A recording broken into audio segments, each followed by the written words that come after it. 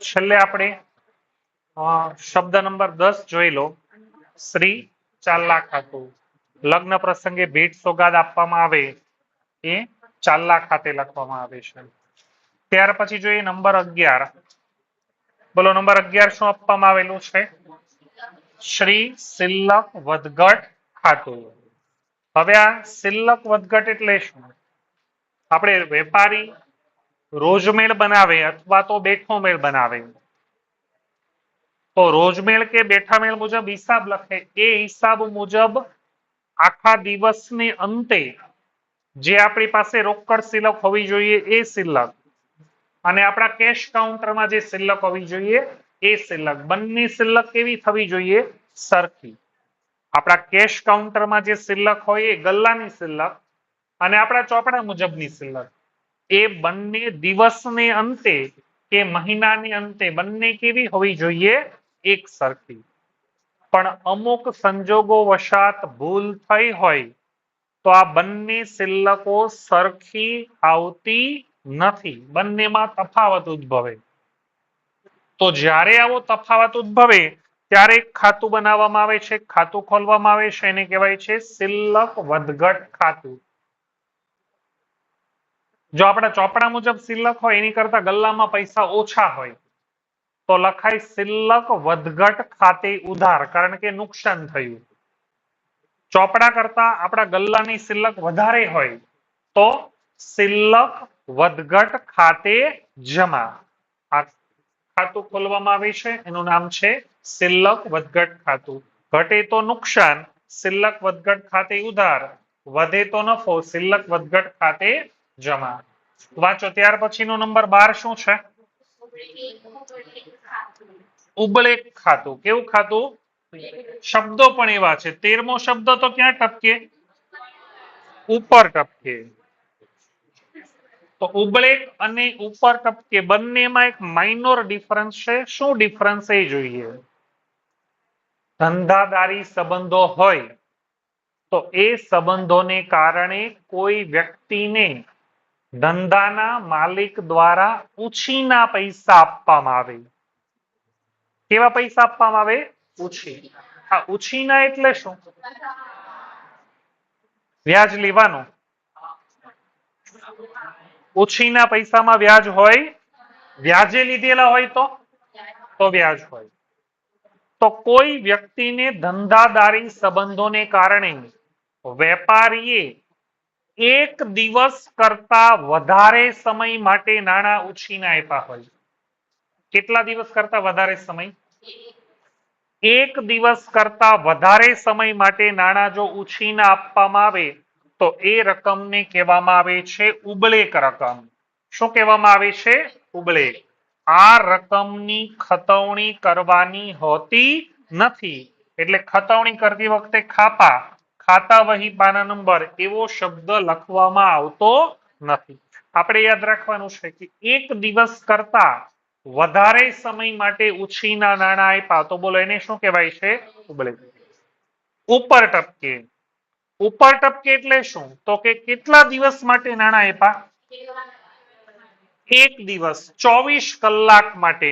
એની તો કઈ નોંધ જ નથી થતી. એકદમ રોજમેળ કે બેઠા મેળમાં એકદમ છેલ્લે ટપકાવવામાં આવે, લખવામાં આવે નોંધ તરીકે અલગથી. એક દિવસ માટે ટેમ્પરરી આપ્યા છે. એક દિવસ કરતા વધારે સમય માટે નાણાંના ઉછીના આપો તો એને કહેવાય ઉબળેક. એક દિવસ માટે નાણાં ઉછીના આપો તો એને બોલો શું કહેવામાં આવે છે? ઉપર ટપકે. ત્યાર પછી નંબર 14. બોલો શું લખેલું છે? કબૂલાત અને હવાલો. એક વ્યક્તિને આપવાના હોય, બીજી વ્યક્તિ પાસેથી લેવાના હોય તો ડાયરેક્ટ આપણે બીજા વ્યક્તિને શું કહી દઈએ કે તું આ વ્યક્તિને નાણાં આપી દેજે. એને શું કહેવામાં આવે છે? કબૂલાત અને હવાલો. દાખલા તરીકે કબૂલાત અને હવાલાના વ્યવહાર કઈ રીતે થાય છે? આપણે રમેશ પાસેથી 500 લેવાના છે. રમેશ પાસેથી 500, સુરેશને 500 આપવાના છે. કોની પાસેથી લેવાના? કોને આપવાના? તો રમેશ કોને પૈસા આપશે? આપણને, આપણે કોને આપીશું? એના બદલે આપણે શું કહીએ? રમેશને ડાયરેક્ટ શું કહી દઈએ? સમજાય છે? તો સુરેશ લેનાર છે ને રમેશ આપનાર, એને કહેવાય કબૂલાત અને હવાલાના વ્યવહાર. એના પછી છે હસ્તે. સાંભળેલું છે એવું હસ્તે? હસ્તે હસ્તે કટજે રસ્તે, એ નહીં, હસ્તે. હસ્તક સાંભળેલું છે? શું હસ્તક એટલે? હાથ. હસ્તક એટલે હાથ.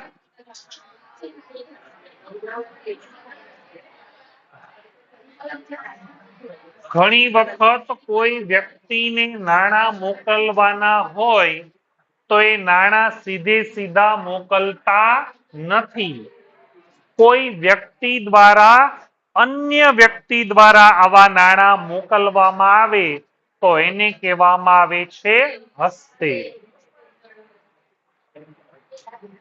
દાખલા તરીકે કોઈ વ્યક્તિને આપણે નાણાં આપવાના છે તો એ વ્યક્તિને આપણે ડાયરેક્ટ પૈસા નથી આપતા, કોઈ બીજા વ્યક્તિ દ્વારા નાણાં મોકલાવે અને પછી ફોન કરીને કહીએ કે ભાઈ આ વ્યક્તિને નાણાં, આ વ્યક્તિ સાથે નાણાં મોકલાવેલા છે, પછી આ વ્યક્તિને કહે કે તું પેલાને આપને ત્યારે શું કરાવજે? ફોન. શું કામ? કન્ફર્મ કરવા કે એને પૈસા આપી દીધા. તો એને શું કહેવામાં આવે છે? હસ્તક. હસ્તે અથવા હસ્તક. ચલો પછી બોલો શબ્દ કયો છે? નીતિ. એટલે એને કહેવામાં આવે છે, અને આપણી દ્વિનોંધીમાં એને કહેવામાં આવે છે તારીખ. તારીખને કહેવામાં આવે છે તિથિ. દેશીનામામાં એનો શબ્દ તિથિ કયો તો પણ ચાલે, નીતિ કયો તો પણ ચાલે. દેશીનામાનું હિસાબી વર્ષ કયું છે? વિક્રમ સંવત વર્ષ. એનો પહેલો દિવસ કયો?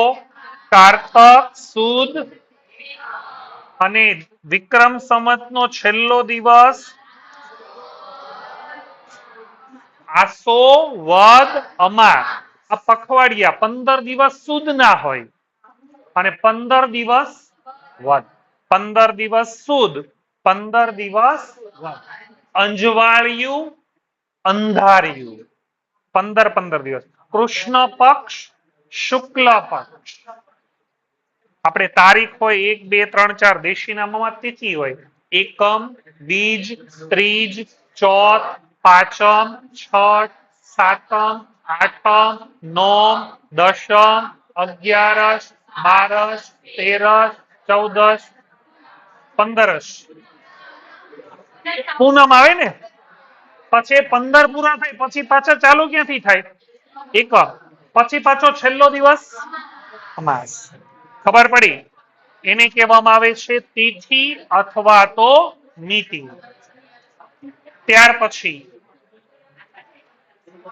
પેજ નંબર 231 પર જુઓ. બે બાકીઓ આપવામાં આવેલી છે, પુરાંત જણસે અને પુરાંત બાકી. સાદું શું યાદ રાખવાનું છે? પુરાંત જણસે એટલે એની કહેવાય શરૂઆતની રોકડ શિલક. પુરાંત જણસે ની બોલો શું કહેવાય? શરૂઆતની રોકડ શિલક.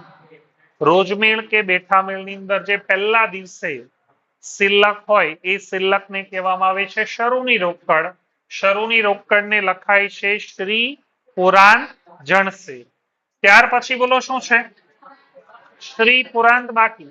શરૂની રોકડ શિલક તો પુરાંત જણસે, અને આખરની રોકડ. કઈ રોકડ? આખરની. આખરની રોકડ તો એને કહેવામાં આવે છે શ્રી પુરાંત બાકી. આખરની રોકડ શિલકને ઓળખવામાં આવે છે શ્રી પુરાંત બાકી તરીકે. ત્યાર પછી છે પેજ નંબર 237. 237. તારીજ. તારીજ દરેકે દરેક મહિના માટે બનાવવામાં આવે છે. તારીજ એટલે એક પ્રકારનો સરવાળો. કોનો સરવાળો? તો કે જમા નોંધ અને ઉધાર નોંધ. કોઈને યાદ રહ્યું હોય તો બોલો, આ જમા નોંધ નું બીજું નામ શું? એમાં વ્યક્તિનું ખાતું જમા થાય. અને ઉધાર નોંધ નું બીજું નામ? જમા નોંધ નું બીજું નામ ખરીદ નોંધ, ઉધાર નોંધ નું બીજું નામ વેચાણ. તો જમા નોંધ ને ઉધાર નોંધ આપણે વ્યક્તિના ખાતે લખી નાખ્યું હોય કે સુરેશ ખાતે, મહેશ ખાતે, રાજેશ ખાતે, કમલેશ ખાતે, ગીતા ખાતે, અરુણા ખાતે. પણ ખરીદી કે વેચાણ નો લખ્યું હોય તો આ બધા વ્યક્તિ ખાતે લખ્યું હોય ને એ બધા વ્યક્તિનો શું કરી દેવાનો? સરવાળો. દાખલા તરીકે એમાં ઉદાહરણ સાથે આપેલું છે કે ભાઈ આશાબેન ને 6826 નો માલ આશાબેન પાસેથી ખરીદ્યો હતો, 2500 સીતારામ પાસેથી ખરીદ્યો હતો, બંનેનું ટોટલ કેટલું થાય? 9326. આ 9326 એક સાથે લખવાનું શ્રી ખરીદ ખાતે. તો જમા નોંધ અથવા ઉધાર નોંધ એ બંનેના સરવાળાને તારીજ તરીકે ઓળખવામાં આવે છે. એના પછી પેજ નંબર 242, 242. આપણને જે કામ સૌથી વધારે ફાવે એવું કામ કયું કામ છે? ફાંકા મારવાના. શું મારવાના? ફાંકા મારવાના.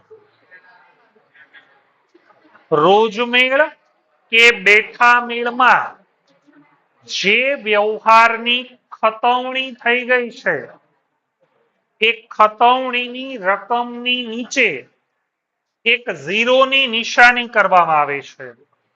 આ ઝીરોની નિશાની કરો એને કહેવાય ફાંકું મારવું.